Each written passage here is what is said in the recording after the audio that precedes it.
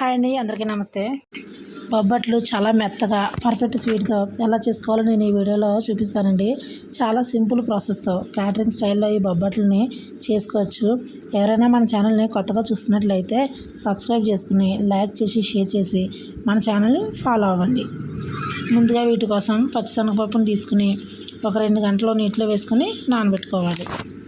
పప్పు ఇలా నానబెట్టుకోవడం వల్ల ఏంటంటే పప్పు తొందరగా ఉడుకుతుందని ముందుగా 2 గంటలు నానబెట్టుకోవాలి. నేనైతే కేజీన్నర వరకు పప్పు తీసుకున్నాను.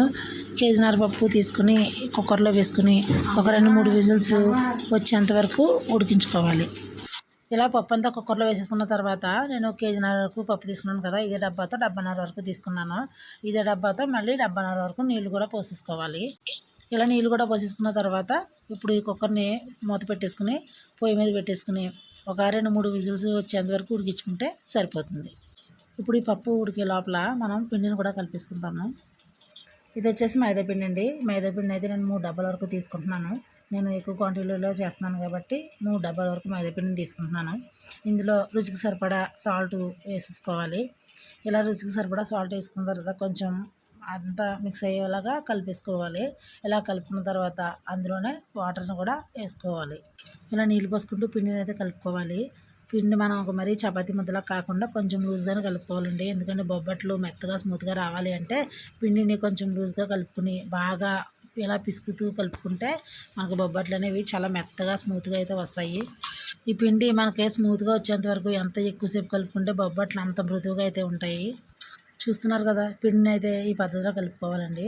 మరీ టైట్ కాకుండా మరీ లూజ్ కాకుండా ఇలా కలుపుకోవాలి. ఇందులో కొద్దిగా ఆయిల్ వేసుకుని మళ్ళీ ఒకసారి కలుపుకోవాలి. ఇలా ఆయిల్ వేయడం వల్ల ఏంటంటే బొబ్బట్లు తొందరగా ఆరిపోకుండా మనకి పిండి కూడా ఆరిపోకుండా స్మూత్గా వస్తాయన్నమాట బొబ్బట్లు. ఇప్పుడు పిండి పైన మూత పెట్టేసుకుని గంట వరకు పిండిని నాననివ్వాలి.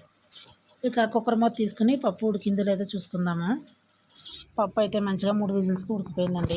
ఈ పప్పులోనే నీళ్ళని మనం వాష్ చేసుకోవాలి. ఆ వీడియో కొంచెం స్కిప్ అయింది. ఇప్పుడు ఈ నీళ్ళు వాష్ చేసుకున్న తర్వాత ఉత్తి పప్పు నీళ్ళలో మాత్రమే మనం బెల్లం వేసుకోవాలి. ఆ నీళ్ళు కూడా పారబోసేయకుండా మనం అది చారు పెట్టుకోవచ్చు. చారు చాలా బాగుంటుంది. మనం కేజీన్నర వరకు పప్పు తీసుకున్నాం కదా, ఈ కేజీన్నర పప్పుకి కేజీన్నర బెల్లం వేయాలి. కేజీన్నర పప్పుకి కేజీన్నర బెల్లం వేస్తే కరెక్ట్గా స్వీట్ అయితే సరిపోతుందండి. కొంచెం స్వీట్ ఎక్కువ తింటాము అని అనుకునే వాళ్ళు కొంచెం ఎక్కువ వేసుకున్నా పర్వాలేదు. పప్పు ఉడికిన తర్వాత మిక్సీ అయితే పట్టక్కర్లేదండి.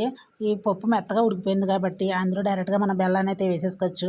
ఇలా బెల్లం వేసుకున్న తర్వాత అది కలుపుతూ ఉంటుంటే మనకి పప్పు అనేది మెత్తగా అయిపోతుంది. అక్కడక్కడ పలుకులు ఉన్నా మనకి పూర్ణంలో మంచి టేస్ట్ అయితే అనిపిస్తుంది. కాబట్టి పప్పు మిక్సీ పట్టకుండా ఇలా డైరెక్ట్గా బెల్లం వేసేసుకుని అది బాగా ఉడికి పాకం అంతా ఆ పప్పుకు పట్టి దగ్గరికి అయ్యేంత వరకు మాత్రం ఇలా కలుపుతూ ఉడికించుకోవాలి. పప్పు బెల్లం ఉడికించుకుని ఇలా పూర్ణం తయారు చేసుకుంటే మనకి స్వీట్ అనేది తొందరగా పాడవదండి.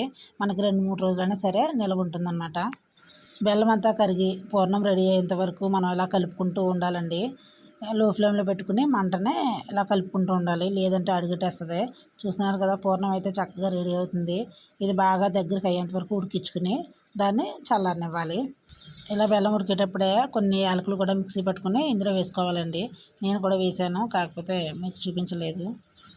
చూస్తున్నారు కదా, పిండి కూడా మనకు చక్కగా నానిపోయిందండి.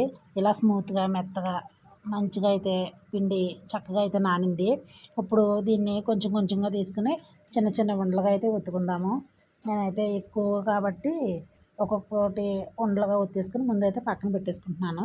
కొద్దిగా ఆయిల్ చేతికి రాసుకుని ఇలా చిన్న చిన్న ఉండలుగా అయితే ఒత్తేసుకుని పక్కన పెట్టుకోవాలి. ఈ పిండి ముద్దను తీసుకుని ఇలా సర్దుకుని అందులోనే ఈ పూర్ణం ఉండను అయితే పెట్టుకోవాలి. ఈ పూర్ణం ఉండను పెట్టుకున్న తర్వాత మళ్ళీ ఇలా మడిచేసుకుని దాన్ని బొబ్బట్లాగా సర్దుకోవాలి. చేతికి పిండి అంటకుండా ఇలా చేతికి ఆయిల్ రాసుకుంటూ ఈ బొబ్బట్ని అయితే ఒత్తుకోవాలి. మరీ పలచగా కాకుండా మరీ మందంగా కాకుండా ఇలా ఒత్తుకుంటే మనకి కాలేటప్పుడు కూడా లోపల మంచిగా ఉడుకుతుందండి. మేమైతే ఎక్కువ మొత్తంలో చేస్తున్నాం కాబట్టి ఇలా దోశ పెనం మీద కాల్చేస్తున్నాము.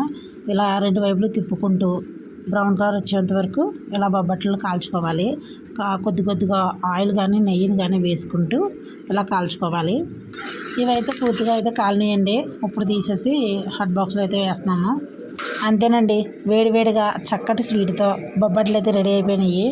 ఈ వీడియో కనుక మీకు నచ్చినట్లయితే లైక్ చేసి షేర్ చేసి సబ్స్క్రైబ్ చేసుకోండి. మళ్ళీ ఒక మంచి వీడియోతో మళ్ళీ